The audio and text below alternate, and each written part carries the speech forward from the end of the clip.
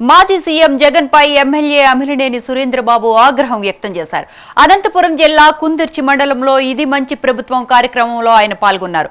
విశాఖపట్నం రుషికొండను కొల్లగొట్టి ప్యాలెస్ కట్టిన జగన్ ప్రకృతిని ధ్వంసం చేశారన్నారు. శ్రీవారి ప్రసాదం లడ్డూలో జంతువుల కొవ్వుతో చేసిన నెయ్యిని వాడి హిందువుల మనోభావాలు దెబ్బతీశారని మండిపడ్డారు.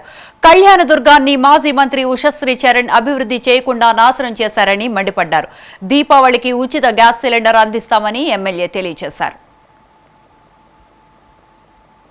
పంచాయతీలకి నిధులు లేకోకుండా గడిచిన 5 ఏళ్ల నుంచి కూడా ఒక్క రూపాయి కూడా నిధులు ఇవ్వకుండా ఒకసారి ఇచ్చినట్టు ఇచ్చి మరీ వాళ్ళే వెనక్కి తీసేసుకున్నారు.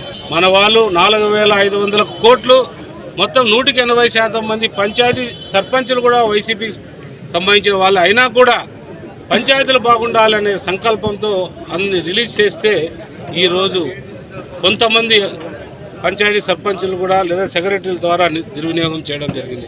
ఇక్కడ కూడా ఈ ప్రాంతంలో కూడా అదే దుర్వినియోగం పాల్పడ్డారు.